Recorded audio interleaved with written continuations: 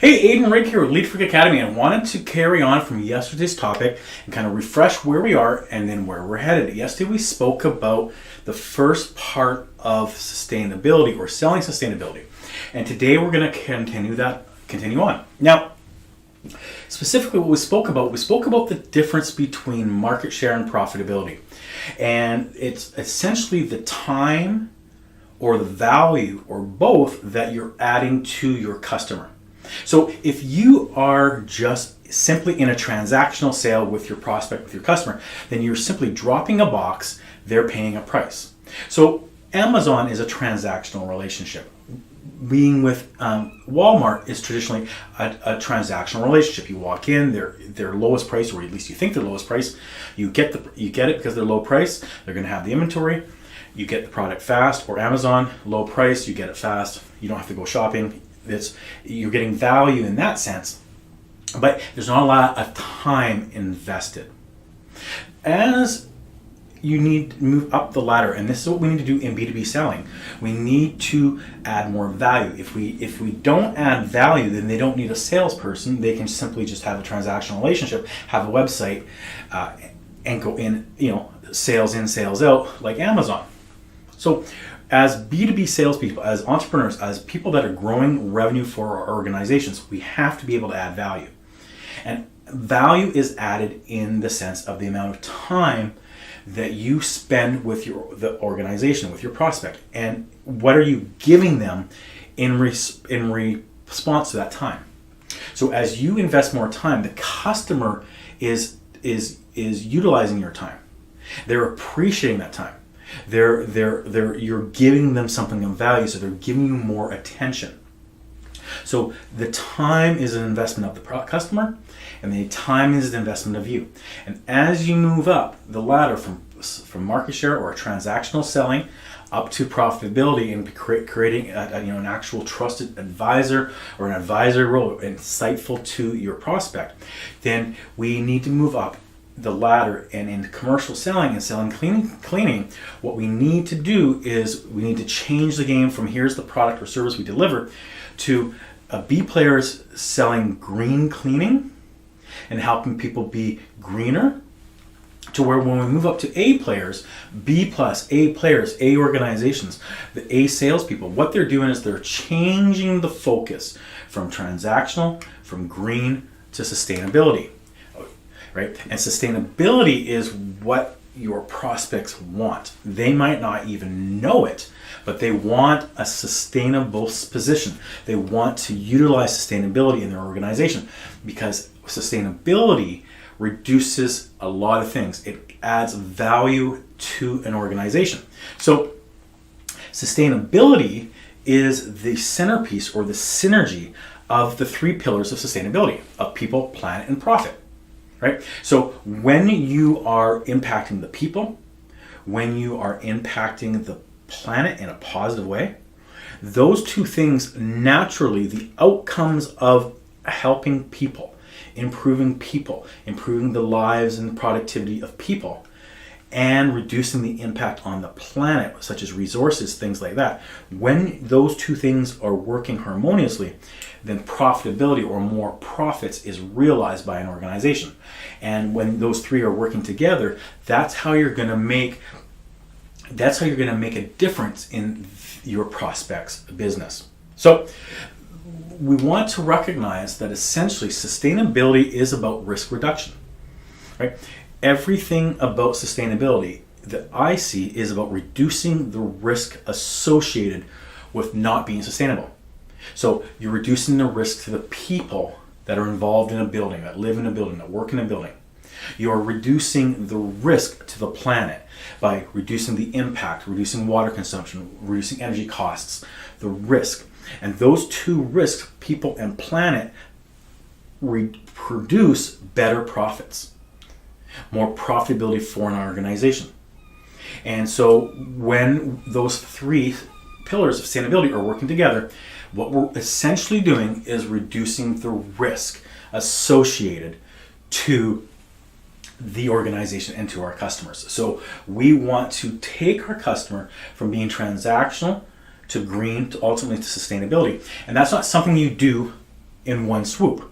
It's something that you work towards. And so when you are working towards it, then you always have a reason to be in front of your customer. And you help them move up that ladder, up that grid to being full with sustainability. And then when you get there, you're still always managing new issues, new outcomes, new potentials, new problems. So it's not like you ever fully get there. You are working with them. But it's your insights, your values, your value that you give them, that the organization takes or receives, and in placement of that, they buy your products or services. So they don't buy your products and services because your products or services are better than everybody else's. They buy your products or services because the value you add helps them with their organization. Okay, so we need to recognize that to think that we can clean better than somebody else is subjective, right? And your customer's not going to believe that. They might believe it after you've done it for a while, what have you, but they're not essentially going to believe that. What you need to do is change the game. You need to show them another opportunity. They think of you as cleaning. They think of you as just, make it look good, make it smell good, and make my tenants happy. And you are going to show them the things that you can do that you can help them add value and profitability and reduce expenses to their organization. So that's what we're really talking about. And so to carry on from yesterday's topic, we're going to look at the acronym, right? II-TERM-W. It's the easiest way to remember. And today we're going to talk about improved productivity. So improving productivity is one of the ways that we add profits to an organization, right? There's revenues and expenses.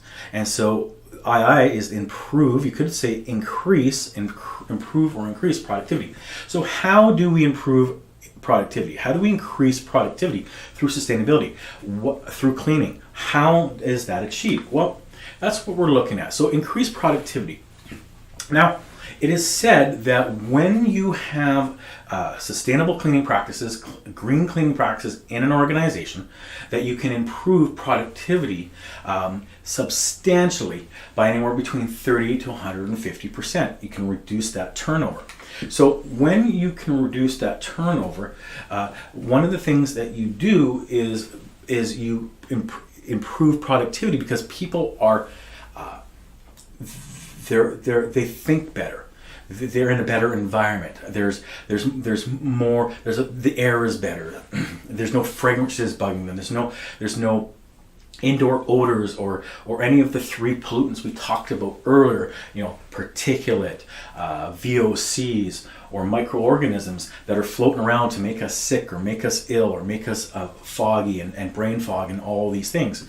So when we have an environment that is clean and fresh, when we have proper filtration with the HVACs, all these things, when we're stopping dirt from coming into the building or minimizing the dirt that comes into the building, what we are doing is we are eliminating the causes and the effects.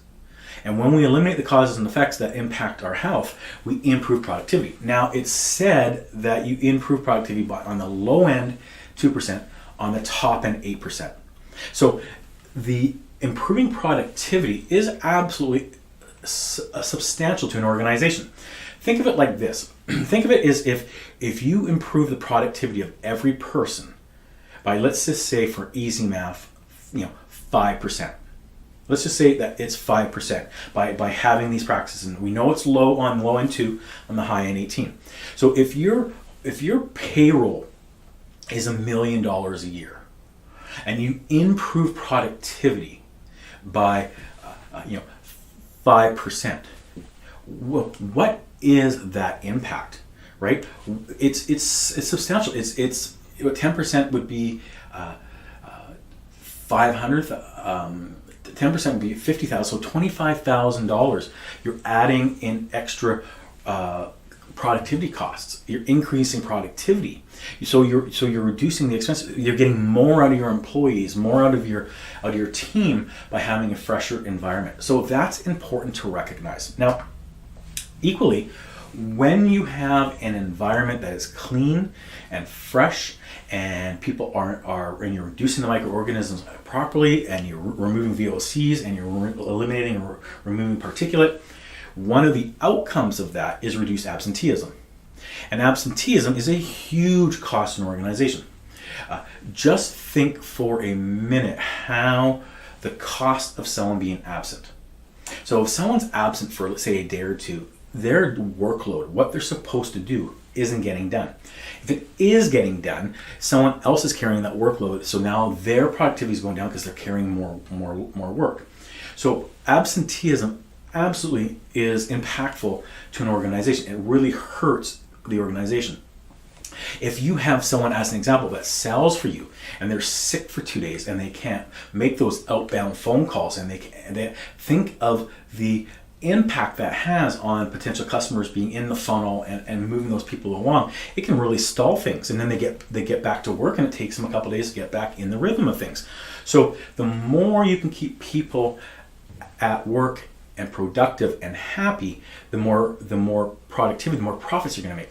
That's why organizations like Google and places like that have, try to make you so you never leave work by giving you free lunches and haircuts, and your dogs can come to work and all these things, so that you're there, you're present, you're more productive, you're happy, you have friends, you're playing foosball with them and stuff like that, and you just have a better environment and more impactful. So the other thing is improved learning. When you aren't feeling well, when you're feeling sick, when you're in an environment that you're not as focused, your improving goes down. Your ability to absorb information goes down. And in fact, the outcomes of improved productivity from a learning perspective is as much as 46% with math scores and 26% improvement with reading scores by having a clean, sanitized environment, reducing absenteeism and improving productivity, improving learning. So these are the outcomes that are realized through having a clean, sanitized, healthy work environment. Not just cleaning for appearance, but cleaning for health. Now, finally, is improved health. Right? When you're in an environment where you have fresh air, you have a better airflow, you don't have things that are making you ill, like fragrances or odors or microorganisms or VOCs, you feel better. And when you feel better, you work better, you're more productive, you're more present, you're not absent, you're more engaged. So all of these things impact productivity. And so productivity is one of the outcomes that you can really, really help your prospects improve. And when they can improve productivity, when they can improve the performance of their employees or their students or what have you, it's actually impacting the profitability in a positive way for them. And so you are now having a different conversation with your customer on productivity, as opposed to we clean and this is what we do. The cleaning is what you do. The outcomes are improved health, improved productivity, increased revenue, as I spoke about yesterday. So if you found this of value, we have a free course. It is the link is below. That course focuses on 3 things. It focuses on getting leads, it focuses on engaging leads, and it focuses on closing leads. Right? So a lead is someone you can sell to. An engaged lead is a prospect. Right? They're engaged. They're having some type of communication with you. It might be conversations. It might be clicking emails. It might be watching videos of you. It might be reading a report from you, what have you, but they're engaged. Right? That is a prospect. And then we need to convert them from prospects to customers. So get the leads, engage the leads, convert the leads. It's free. Click the link below, or it's leadfreakcleaningacademy.com, and I'll see you tomorrow where we continue this